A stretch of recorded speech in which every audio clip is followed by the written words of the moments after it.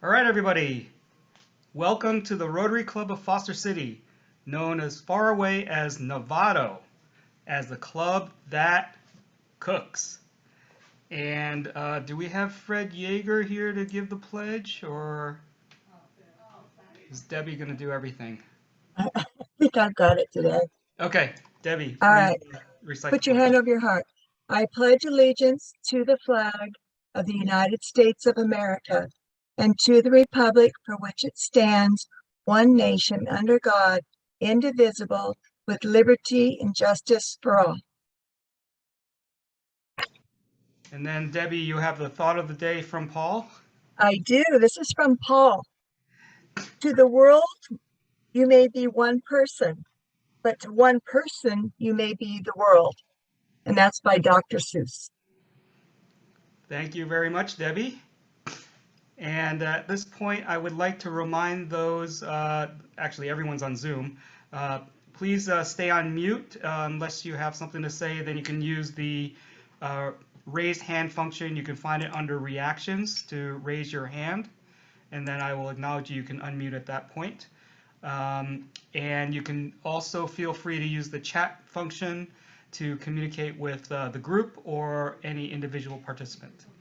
And at this point, I would like to invite visiting Rotarians to introduce themselves. We have at least one, Ron. Okay, I can introduce myself. Ron Harness. I'm a member of the Rotary Club in Novato, past president a couple years ago, and now I'm working with the District International Services team. Thank you for having me here. Thank you for coming, Ron. And any other visiting Rotarians? I'm just scanning the participant list here. I don't see any. And any guests today? Okay, seeing none. I'd like to wish a happy birthday to Linda Grant, February 1st. Happy birthday, Linda.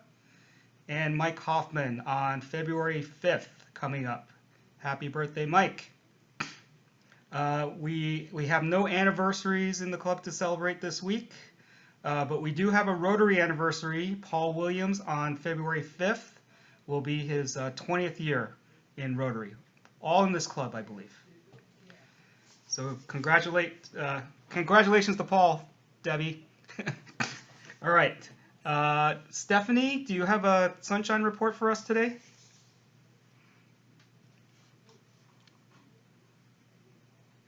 No. Okay, that's good I'm news. eating. No news is good news. No. All right. Anybody want to share any good news with us? Raise your hand, or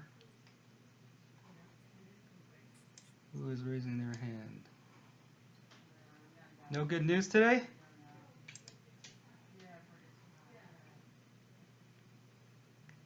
I don't see any. People scratching their nose, but no good news. I'm raising my hand, Curtis. Oh, you are? Okay, yeah. Andrea. Oh, there was a thumbs up. Okay. Well, I couldn't find the hands up. Okay. Clap and some other things. Go ahead, Andrea. So my good news is that something actually happened on the timetable it was supposed to happen today. I received my new stove, my new microwave, and my new dishwasher, all on the day they said they were going to come. Now, if I could only get my contractor to keep truthful to his date, that he will be here to do the work. That's it. Back to you, President Curtis. Thank you. Andrea, that's quite a feat with all the troubles getting deliveries and actually manufacturing the appliances. So congratulations for that part. Maybe, hopefully your contractor will come through. All right, any other good news to share? Okay, I'm going to move on to announcements. So we will have a club assembly next week. That will be also a Zoom-only meeting. And I am looking to have an in-person meeting on the following week, so the 16th. It's TBD where it's going to be because we're exploring options right now. But you will hear from us. I also want to report that I attended the Rotary 101 little training last Wednesday. It was actually Ron Jin actually gave the presentation. It was quite good. I learned a few things. As everybody probably knows, the first Rotary International Service Project was is John Grant here? It was the John Grant, right? The comfort station in downtown Chicago. Yes, it was a John Grant, you bet. It was a grant for the John, right? Uh, does anybody know what the first charitable project was? This is what I learned.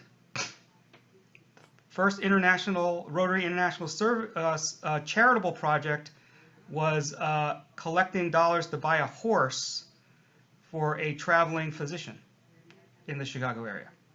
Did not know that. And there were plenty of other fun facts that I learned in that session. I think there will be a recording that will be circulating. So it was quite informative.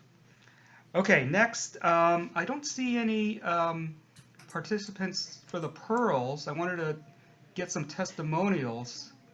Maybe Linda can say some things about how pearls went.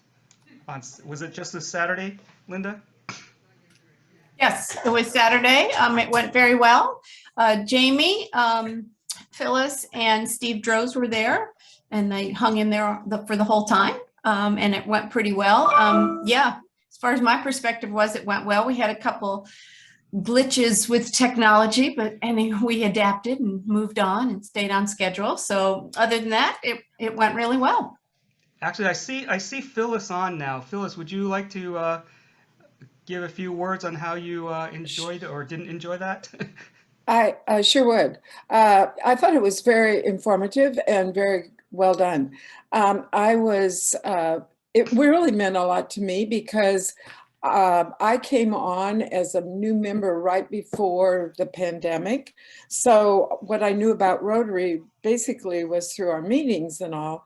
And I really needed that other piece of information that I received, all the history and et cetera. So it was very, very helpful. And I really appreciated the time that the people put in to present, Linda and everyone. It was very well done. And I highly recommend it, especially for anybody that's new, because it really helped me understand Rotary a lot better. And I intend to go through with the whole series now. Thanks. Great. Thanks, Phyllis. Yeah, I just want to remind everyone that the club will pay for the registration fees for anybody who wants to attend Pearls. Okay, great. So I'd like to invite Mark Watson to say a few words about the International Convention. Can't hear you, Mark. Okay, can you hear me now? Okay, so I just wanted to let everybody know that the Rotary International announced that the upcoming Houston Convention will officially be an in-person event. You'll either need to be fully vaccinated or have a negative antigen test within 72 hours. Wear masks throughout the convention. The dates again are June 4th through the 8th, and there's a discount if you register by March 31st. So if you plan to go, sign up by then and you'll save some money. Thanks a lot, Chris. Thank you, Mark. And that's in Houston, and I'm planning on attending. I believe Mary Lou and Shiraz will be attending too. So we can have a Rotary Club of Foster City contingent if you choose to join us. Okay, Linda, did you want mention something about Second Harvest? Sure. I had a couple dropouts for Second Harvest this Friday. Sure could use another one or two box handlers, not baggers. So box handlers that can handle about a 20-pound box for a couple of hours loading in the truck. If you can do it, if you'll just let me know on the chat, that would be great, or email me later today. But I could use at least one, maybe two other people for this Friday, 8 to 10:30 at the rec center. Thank you. And thanks to Linda for leading that project. It's every first and third Fridays we're distributing food. Gigi, are you on, Gigi? There you are. Okay. Go ahead. Can't hear you.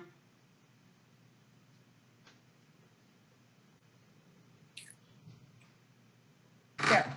Can you hear me now? Yes. Okay. One of our golf committee members, Larry Rosen, was able to secure a co-title sponsor for our golf tournament, which is that's $5,000 from Symmetry Financial Group, who manages our money from Nancy Gordon. So we are now looking for that other half, that piece, another $5,000 to make up the full title sponsorship for the golf tournament. Once we get that, we'll have a green light to move forward to plan this tournament. Once we get the green light, we need our club members to participate. And this isn't one of those events where you're going to come day of and help. We'll need a few people helping at the tournament, but prior to just helping put together auction items, big package live auction items, or smaller silent auction items that we would need at the event. So we'll be in tune with you guys. Again, if you know of any potential sponsors that could do the co-title of $5,000. If not, once we get the green light, you may know of business or someone that wants to sponsor a hole at the $1,500 level, which gives you a foursome.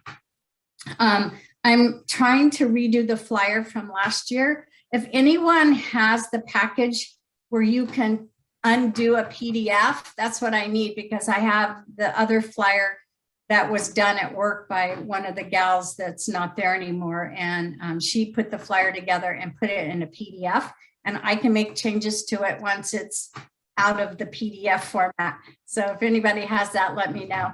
Thank you. I think Debbie Williams would like to say something.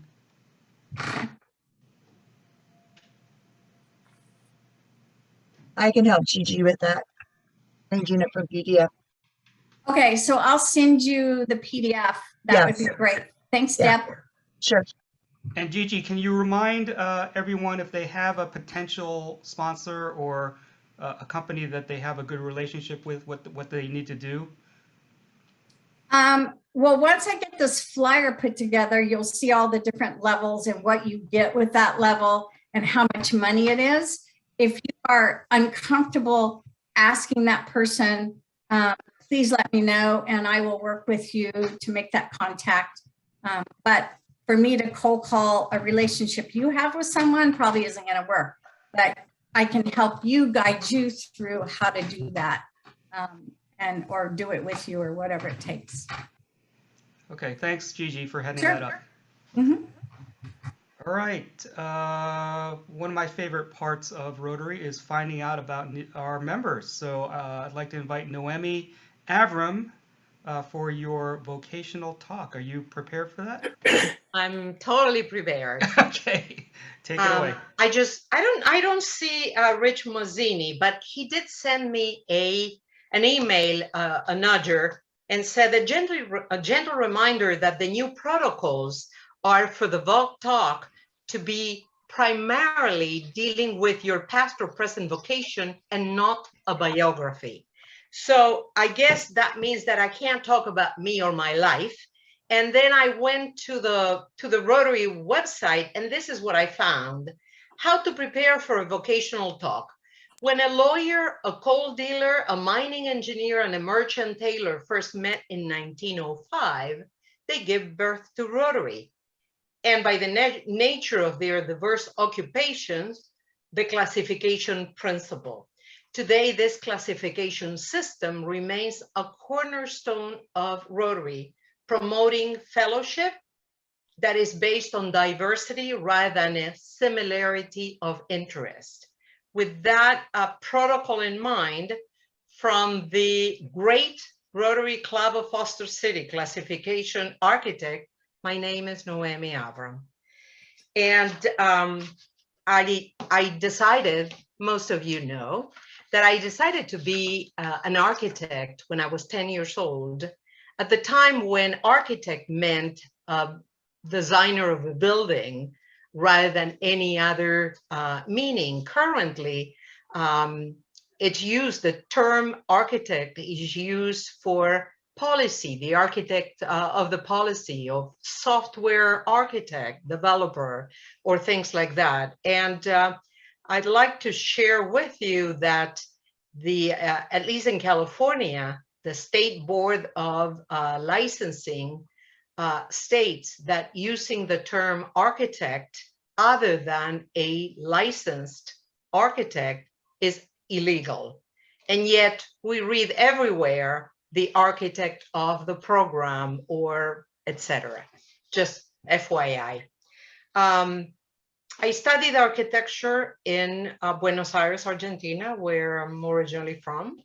And then I went for a master's degree in architecture in Toronto, where I lived for a number of years in Canada, with emphasis in urban design. When Coco, the kids, and I moved to California last century, back in 1986, Cal offered a refreshment program in architecture for professionals, I guess unlicensed, and it was phenomenal because I learned about local building codes and seismicity, you know, earthquake land, and the concept of local zoning, municipal codes, etc.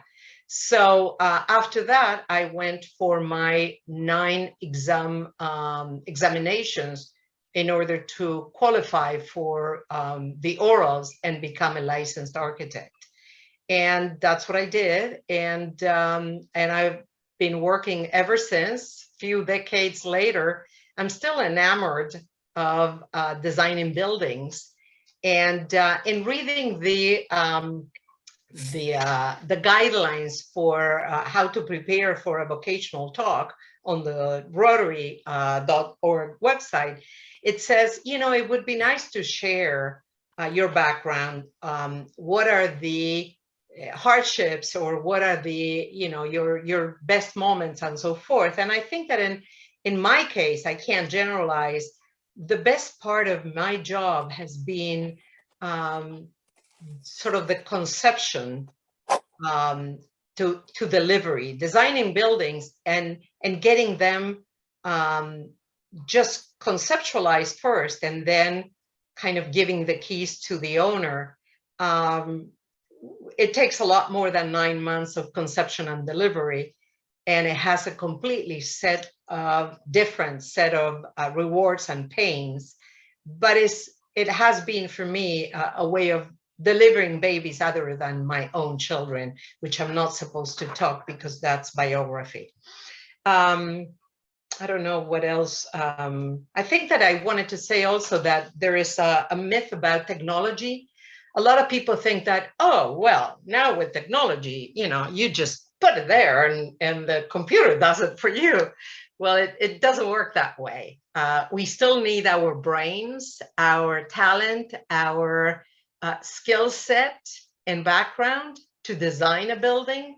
And the advantage of the technology, though, is that it allows for the ease of creating a building model and rotations and different vantage points of the building that it would have taken it had taken a lot of time when we were doing hand drafting. So hopefully I didn't confuse you too much and I stick to the vocation. Thank you for allowing me to share with you my true vocation from when I was 10 to, well, a few decades later. Thank you. Thank you, Noemi. Very interesting story, which I've heard before, but it's always nice to hear again. I forgot to mention one thing before. We had given a grant to the Berkeley group to build, they're trying to build a rocket to hit the, I forget what that zone is, but go to space as a college team. I received an email this week from Bruce Deng, who visited us and gave us a short presentation with another one of the club members. So I just wanted to read that to you. Hello, we just received the check from Rotary, and we wanted to thank the club again for the support of our mission.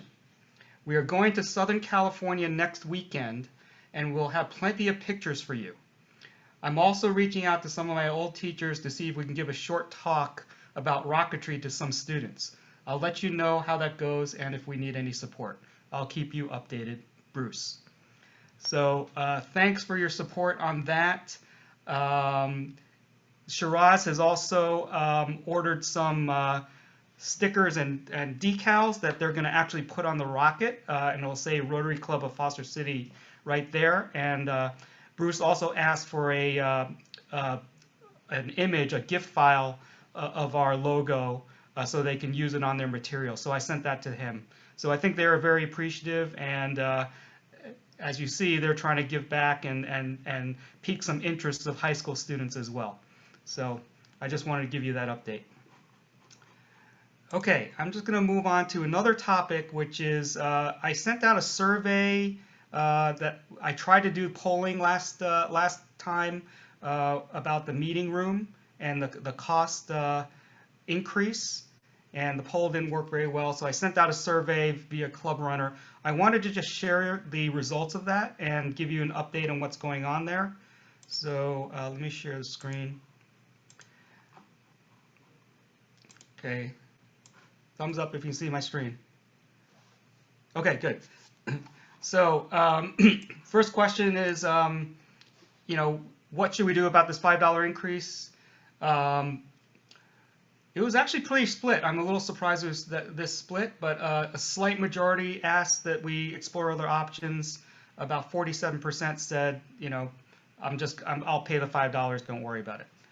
As far as alternate locations, it was all overwhelmingly in favor of just Foster City, with San Mateo being an alternate second place.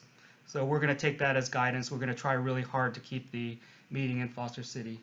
There are some comments here. And then for the $5 Zoom meeting fee, people apparently like to use the old method of checks and credit cards versus any of the electronic methods. And the modified schedule that we were proposing of 2 Crown meetings and 2 alternate sites seemed to be fairly well accepted, with second place being just keep everything at the same location. We had another alternate proposal, which is to have one, in addition to the 2 Crown meetings, 1 alternate site location and 1 social. I was expecting this to not be too popular, and it wasn't. So we're going to try to simplify the schedule. Most of you thought this would be too confusing. And then the priorities in choosing a new venue, pretty much across the board. Food quality and variety, cost, ease of parking, easy to get to. Okay, and then we had some comments on what other things. So thank you for your feedback on that. I just wanted to share that with you. If you are on the task force, please stay after this meeting, immediately after this meeting, so that we can just get an update from you. We have started looking at catering options to have brought into the rec center, so that's a possibility for our meeting. I'm really trying hard to have an in-person meeting on the 16th. I don't know if we can get ourselves organized in time for that, but I'm hopeful that we can do that. And so any comments from anybody on this before we move on? Go ahead, Rob. What kind of a deadline are we under? Is the Crown saying the increase is immediate, or is it a month away? What's our deadline? The increase is immediate. So if we have the meeting at the Crown on the 16th, we're going to have to charge $5 extra to everybody. Curtis, if you go down to 2 meetings a month at the Crown, will that increase it even more? I don't believe so. I don't think we've had that detailed discussion with them. Part of the issue is that it's the labor costs of the servers and the food preparation. So we even asked about cutting down the menu, and that doesn't really reduce the cost that much for them. So it's really the labor costs. And so my thought was that if we rent the rec center or some other place, we're looking at Visa and Gilead as possible meeting spots too. And we cater something, a caterer it's usually a restaurant or some place that can prepare food, in quantities pretty efficiently. And then they just bring it. It's one person delivering it. And then we're on, paper plates maybe. But there's a lot less labor in somebody catering an event like that instead of. Curtis, does the Crown Plaza, maybe they don't care because they can't do much about it, but do they know we're looking at other options and may not be using them? We will be telling them that we'll pay the $30 if we go, but we're exploring alternate sites. Yeah. With the idea, that an alternate site might be our permanent site eventually. Right. Yeah. Thank you. I like to honor the long-term relationship we have with the Crown, but as I told the task force, it's not our business to keep the Crown in business. So Yeah. we have to do our due diligence in what other alternatives. Mary Lulu did look at Par 3, which is the Coyote Point golf course restaurant. They were even higher costs. So turns out San Mateo Club is getting a good deal at $30 a meal. They were going to charge us $35 with the option of increasing it twice more within the end of the year. So our due diligence may show that the Crown is right in line with everybody else and just prices are going up. But we don't know until we look. So that's what we're doing. Gary, did you want to say something? Gary Epstein? Yes, I'm here, Gary. I wanted to say that I went to a Rotary meeting with the San Mateo Rotary on September 2nd. I paid $30 for that meal, which was, $3 more than what we were paying at the Crown. But I think we have to keep in mind that we want to do apples and apples, oranges and oranges. That meal over there at the golf course facility was not very good. We had lasagna that was watery, and it was a buffet situation. It was not a situation where we had waiter service. So I'm just making the comment, when we do these things and we make comparisons, we got to make sure that we're comparing apples and apples. Thank you. Okay, thank you, Gary. Yes, and we will. That's what the task force is trying to do. I gave a list of criteria about the meeting venue that I gave to everybody, so everybody asked the same questions. As far as the food, one of the benefits, I think, of having a separation of the meeting place and the caterer is we can change the caterer. If we go to the Par 3 or the Crown, we get what we get. And so we can negotiate what's in the menu, but we can't switch the people serving us. Not the people serving us, but the preparation, the food preparation.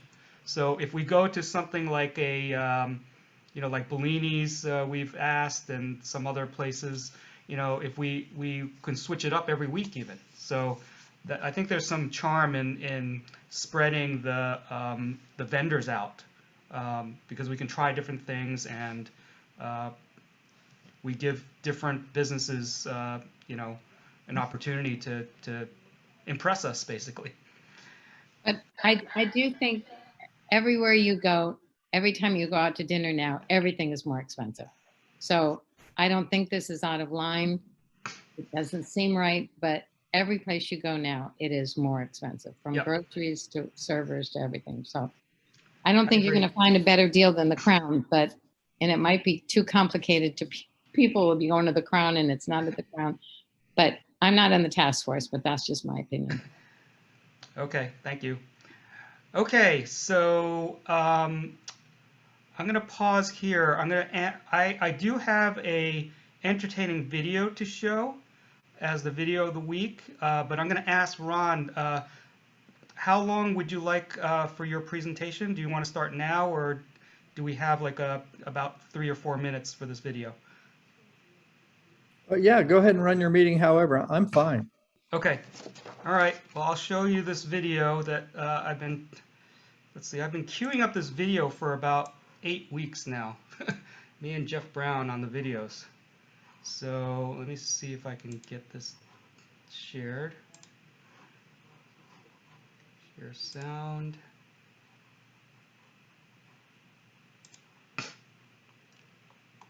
So this is a video from Jimmy Kimmel.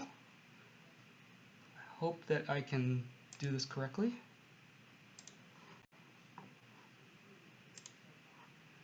And he does some street side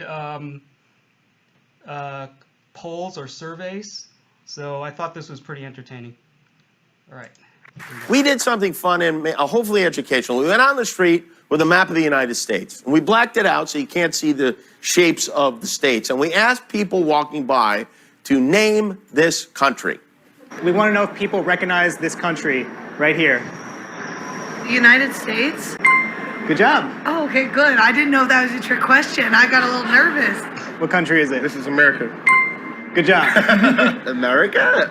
Right, you got it. There's a country right now that's been all over the news. Trump tweets about it a lot. We want to know if Americans recognize it by its shape. And this is it right here. North Korea? Germany? Is this Canada? Maybe Australia if we put it. Can I turn it out? Yeah. Maybe it's easier for me. Why? No, it's not Australia. I don't think so. Oh, it's the U.S. It's upside down. Who just helped you? My mom.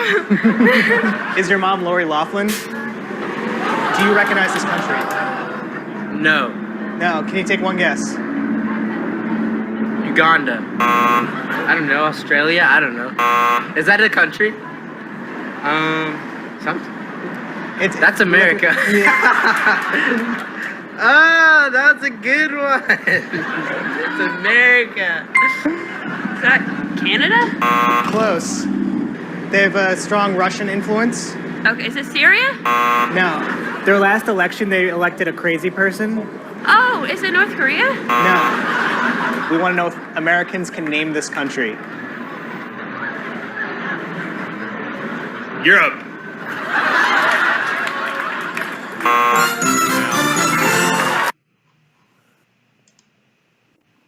All right, thank you for indulging me. Curtis, can I say something, please? Sure. We will continue with our Student of the Month over Zoom, but now that it's imminent that we're going to be getting back, hopefully, to in-house, if anybody has Employee of the Month or Rotarian of the Month, please let me know. And John, I'll get back to you because you have a couple of them coming. Thank you. All right, Rich, thanks for running those programs. All right, Mark, you're up to introduce our speaker for today.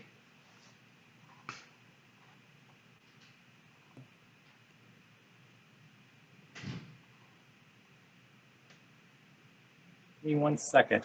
Can you guys hear me? Got to point toward the mic, I think. Okay, can you hear me now?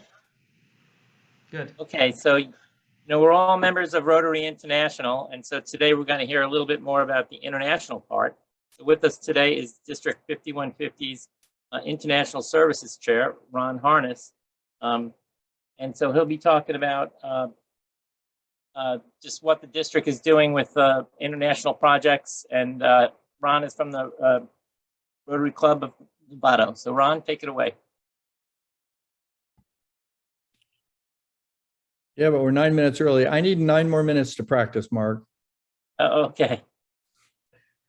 Okay, I'm ready. So you're going to give me the ability to share my screen, right?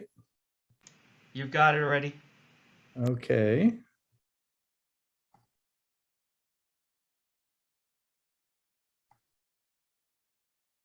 Please tell me if this looks like the right. Have we got me on the screen? Have we got it on there yet? Looks good. Okay, good. Perfect. Let me get rid of some of this stuff, I think.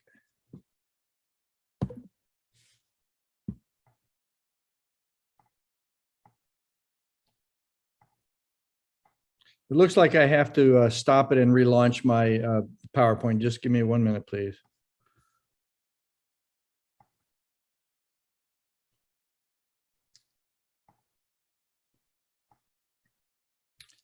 Okay, you can see it again now. We can see your picture. Okay, good. Okay, I'm going to assume that it's looking right then. Okay, so thank you guys for having me here. I've been wanting to visit other clubs, and I hope to be there in person to meet you all. But of course, we're just going to have to go with the Rotary COVID thing. How do I get rid of this little thing? Okay. So quickly about me, I've joined Rotary in 2010. I didn't even know what Rotary was before that. And then I've since served 10 years on the board of the Rotary Club in Novato. After about 8 years, I told them they needed to either shoot me or replace me, and they finally replaced me. Mostly I've been involved in international service. That just happens to be where my interest lies. My wife, Payan, in the picture here is from Taiwan, and we've traveled fairly extensively in Asia and then later in Europe. I know that there's a lot of value in all of the community services that Rotary does, and certainly our club members love it. But I just happen to be oriented a little bit more towards the international end of things. So I was our club president in 1920, and Payan will be our president next year in 22-23.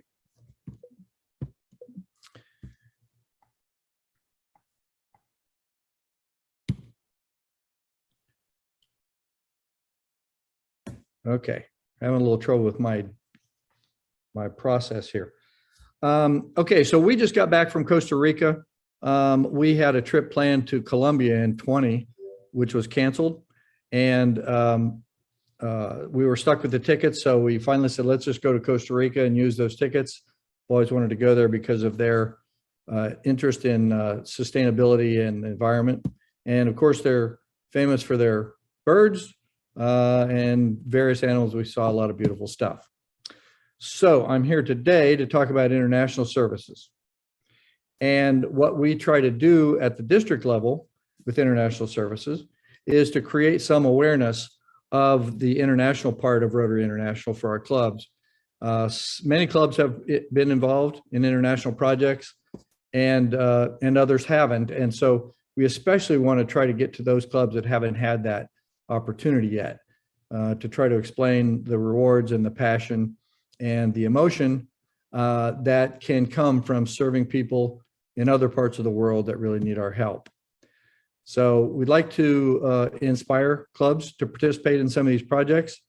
And the way I'm going to try to do that today is to tell you a story about two projects that we have, that I've been involved in.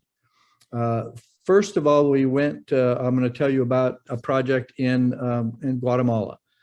This is an H2 Open Doors project that we performed in January of 2020. This particular case, we were installing a Sunspring water filtration system on the roof of a hospital. This picture is in Escuintla, Guatemala.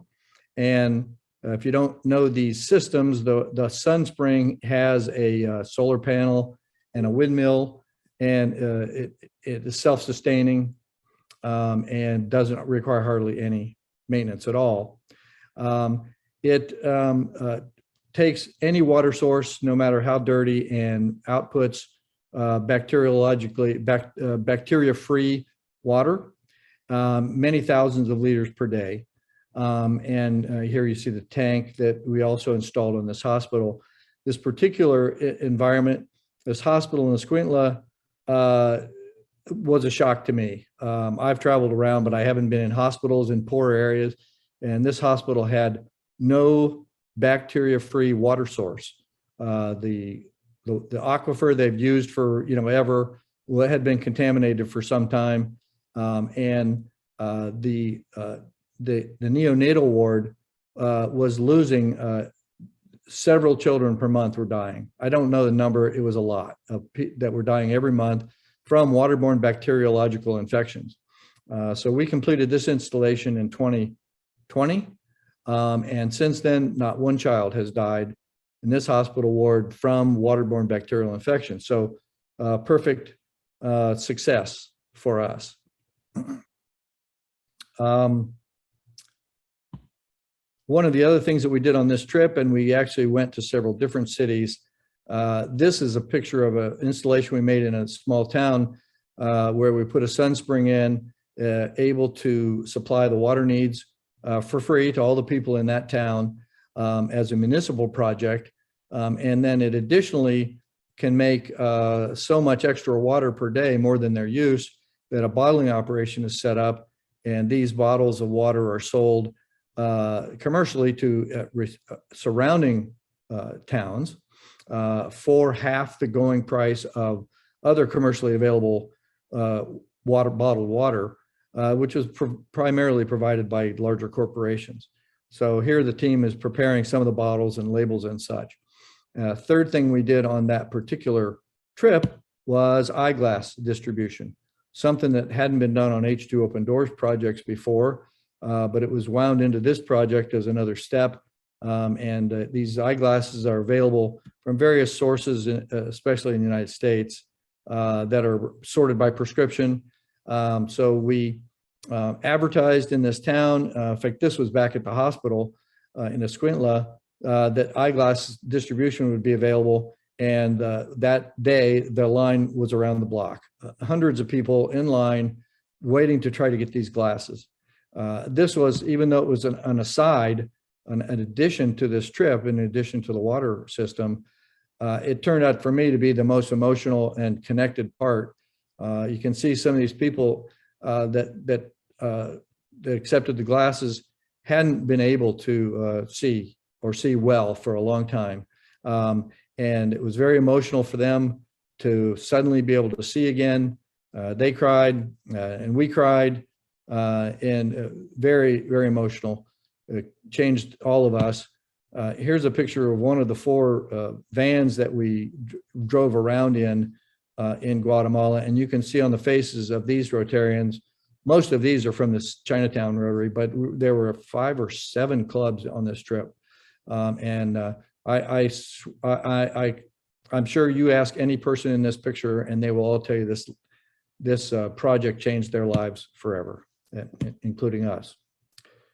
Okay, a less emotional project. This is an environmentally based project.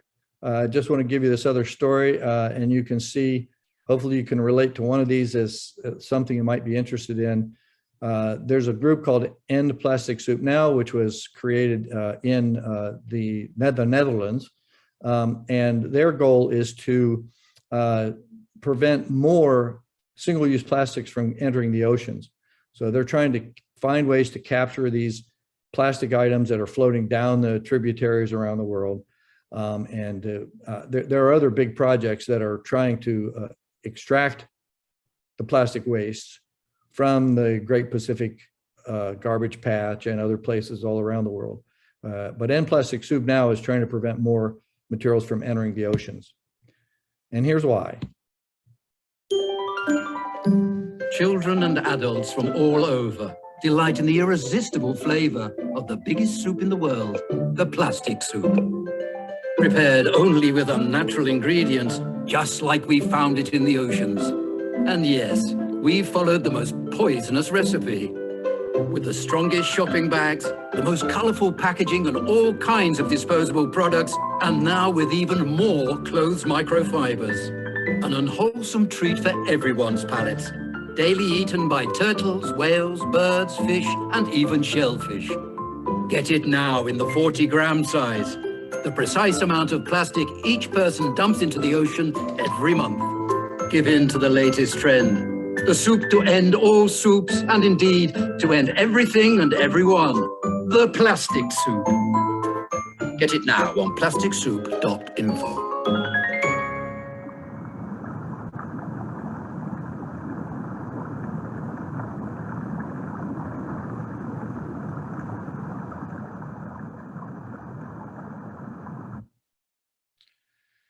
So the real problem is that the plastic never goes away. It just keeps getting smaller. There's already plastic in plankton and microbes. There's plastic in our bodies. And so we need to do what we can to try to reduce more plastics entering the environment. Since 2000, more than 50% of the plastics that have been made since 2000, more than half the plastics that have ever been produced have been produced since 2000. It's projected to more or less, the volume is projected to more or less double in the next 10 years. So we need to try to do something to reduce this problem. Now, the Rotary Club, End Plastic Soup operates through ambassador clubs. Rotary Club in Novato happens to be signed up with all over the world. This is a picture of how what the ambassador clubs operate. Oops. My video got messed up.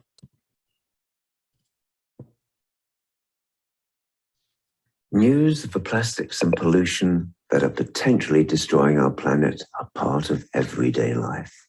Rotary had to act.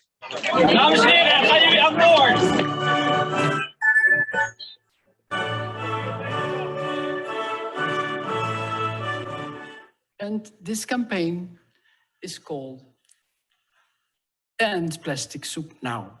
A campaign that went viral with ambassador clubs now all over the world. We raise awareness in the local communities. We instigate small and large projects from local litter picks to river and lake cleanups. And with the aid of project partnerships and our own global grants, we help fund sustainable collection and recycling projects. Through the power of Rotary, we can even lobby the big boys to change their ways. Find out more. Email endplasticsoup@gmail.com or visit our website. So End Plastic Soup has several innovations to try to collect these plastics. They're working on that technological end, on the educational end, and also on the recycling end. They're working on various technologies to get at these various problems. Here is a project just to show you what it looks like on a river in Bosnia.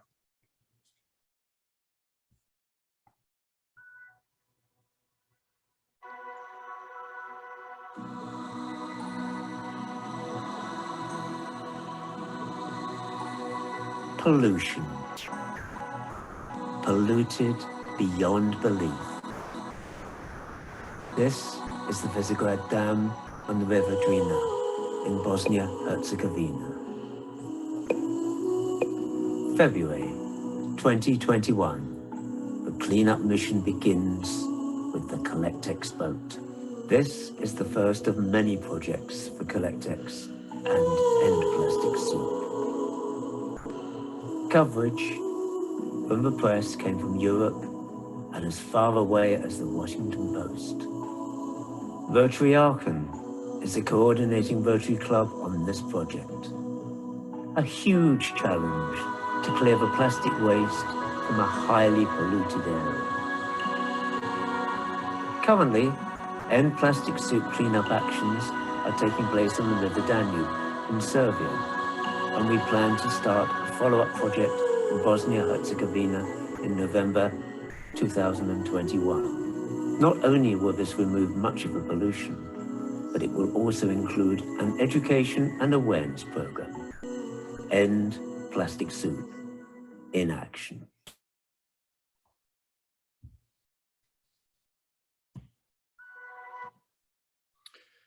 Okay, and then one more of the technologies that End Plastic Soup has developed is called a bubble barrier. Here's an example of a bubble barrier application in Amsterdam.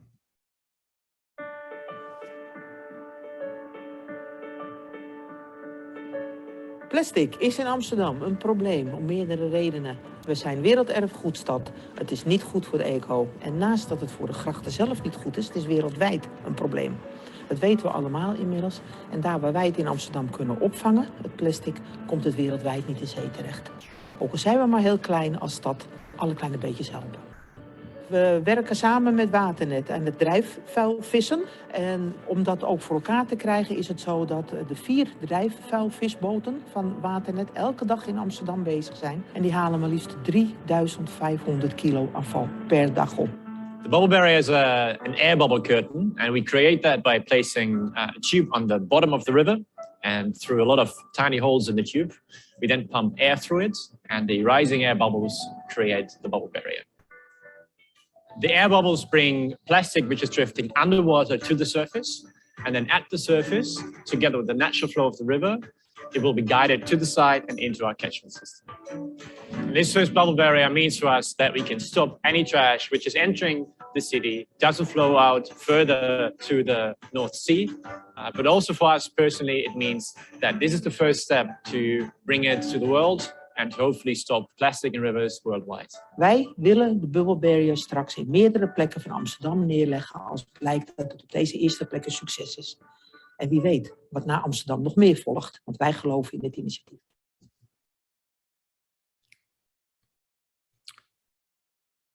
So as I mentioned, End Plastic Soup is also trying to work on the recycling end of things. As they said, 3,500 kilograms per day they're getting out of Amsterdam rivers or canals.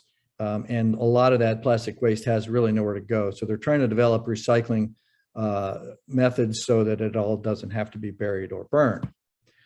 And then this is a project on the River Nile. The Rotary Club in Novato is supporting this with our DDF funds. And they're collecting the trash and trying to convert as much of it as possible into usable products that they can sell. So one of the methods that End Plastic Soup uses to promote their programs is what they call young ambassadors. And they've already attracted the various, they're all Rotarians now on this picture. They're young, they're from 10 to 20 years old mostly. And I'm going to just show you a very short clip of Elania talking so you can appreciate her intelligence and enthusiasm. My name is Eliana Njikaflesengenai. I'm 11 years old from the Ponias country. I'm Kenya's youngest Nashuja and East Africa's youngest climate change ambassador. It's 2022. The rivers and seas are filled with plastic. Me and Soup have collaborated to clean up the coastlines and clean up the rivers. And it'd be a great pleasure if you could support us and join us. Thank you.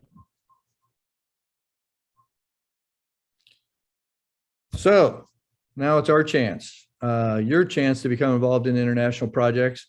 If you haven't already, it's a chance to stir your own personal passion, to appreciate and receive the rewards of international service to people around the world who are truly in need, and to enjoy the emotion of helping those people. So let's get personally involved again. To seek out international projects. We'll try to help you at the district to identify those that can be funded with your DDF. It's your chance to make new friends across the world, especially try to find projects that you can travel to personally. It'll change your life. You can help change the world and you can return home changed. I got back from Guatemala last week, walked up, hiked up the mountain behind, up above Novato, and was reminded of the unbelievable beauty we have around us, how lucky we are to live in Northern California, and return home here changed. We need to help the rest of the people around the world. That they deserve our help. So thank you very much. It's changed all of us. And the meeting will be back to you. Thank you very much, Ron, for your presentation. I'd like to invite the Rotarians to ask questions at this point. If you have a question, if you could raise your hand, or let's see here. Does anybody have any questions so far? Cindy Mary Lou Sims. does. Let's go to Cindy Sims.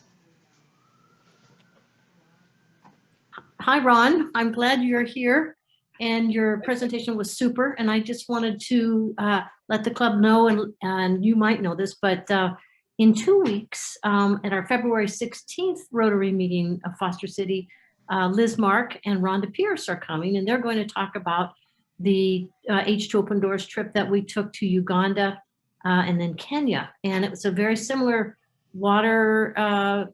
solar water purification project and eyeglass distribution. And Ron, when you said the emotional connection really comes when you distribute the eyeglasses, well, that was what I experienced. And I know that Rhonda and Liz will say that too. So I want to hope that all of our Rotarians on today will attend on the 16th to hear that. And then the other thing that we just were notified about from John Kaufman is that Project Pearls, which is an H2 Open Doors project that was originally planned for the Philippines in 2020, of course, had to get delayed because of COVID. And he has just now announced that that project will take place March 25th through April 2nd. And our club, during Mary Lou's year as president, our club actually donated $7,400 in DDF to Project Pearls. And so we underwrote that project along with a total of 6 clubs throughout our Rotary district. But I'm hoping that somebody in our club might want to go to the Philippines. The cost is about $2,300 plus airfare, so that's a great price. And you would experience what Ron just described as his experience in, let's see, that was in Guatemala. Well, you guys were in Guatemala, right, Ron? Right. Yeah. Yep. So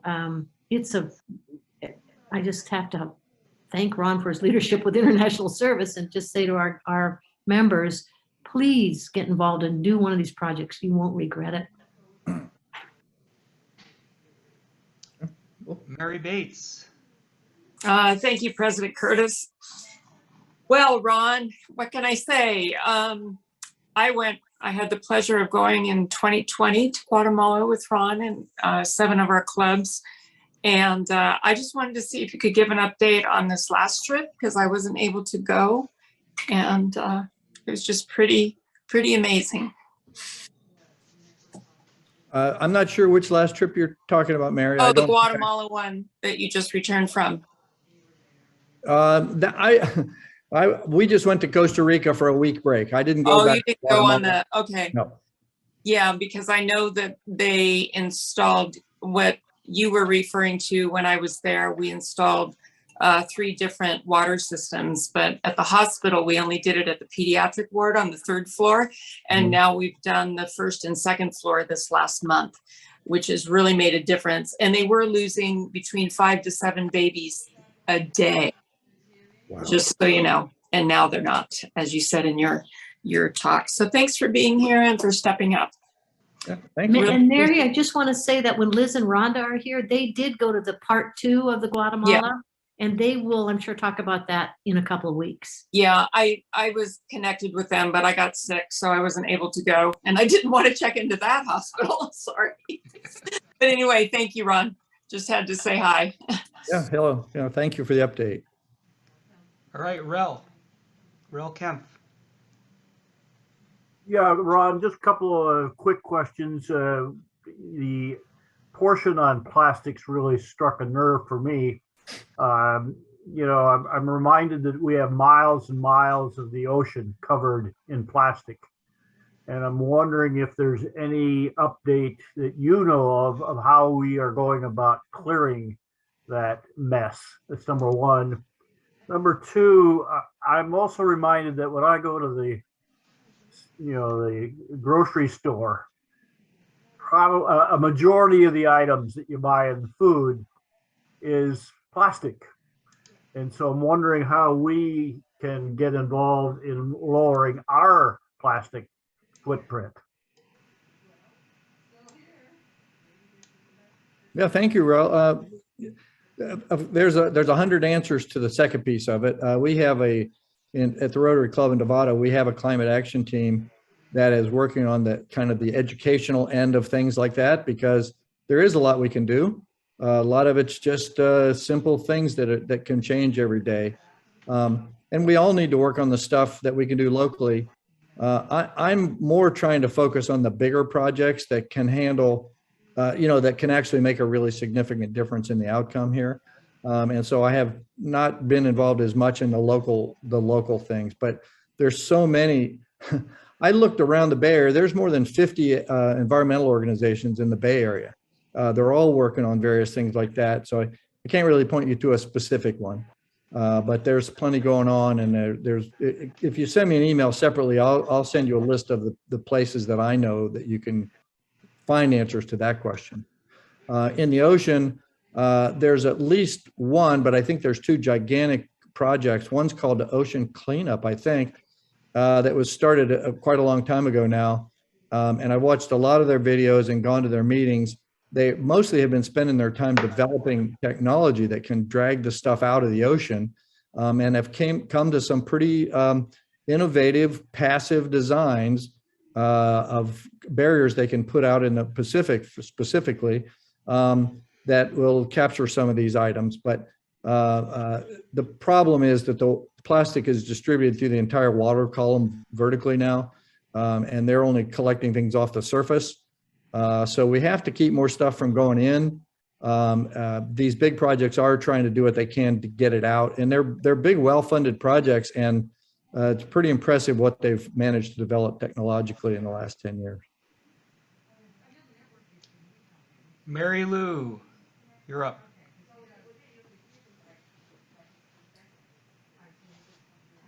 I guess my question is that I just noticed that they were with the non-recyclable plastic developing Adobe bricks somewhere, or not Adobe bricks, but bricks. Right. Are there more things like that going on anywhere else other than that one place? Because most of the plastic that we get right now is numbers 3 through 5, and that's not recyclable. So, right. Yeah, that's a big part of the problem that isn't resolved yet. A lot of these big projects that I've looked into, a lot of them are trying to find ways to recycle stuff. When you try to follow up specifically, and I've done this through End Plastic Soup and through another group that's SRAG, which is a Rotary action group Rotary has, you'll find that there are not any really commercial size processes anywhere to handle any of this stuff in volume. The reality is there's not a really simple way to take this stuff and recycle it. Some groups are taking, melting everything together and extruding it into basically pieces of lumber and various useful shapes and sizes like that. And they have a pretty good chance. But mostly you're just melting the stuff and then making something structural out of it.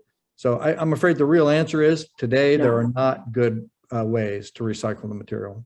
so is anybody working on legislation to keep the distribution of what numbers 3 through whatever out of our lives? I mean, why not use recyclable plastic if you're going to use plastic? A lot of us think that legislation has got to be the key to really changing the direction of these problems. I know the answer to your question is yes, there's lots of groups working on it. I can't tell you anyone specific, but I know that the Climate Reality Group, which was started by Al Gore, has various subgroups that work on the legislative part of that. And there's a lot of other big, there's so many environmental groups in the Bay Area, I can't even figure out how to follow them, but there are various groups involved in trying to motivate legislative actions that will change these things. And I think you're right. I think that's what's got to be done. We got to stop the big corporations from making all this stuff that can't be recycled. Right. Okay. Thank you very much. Sure. Thank you. Any other questions from club members or comments?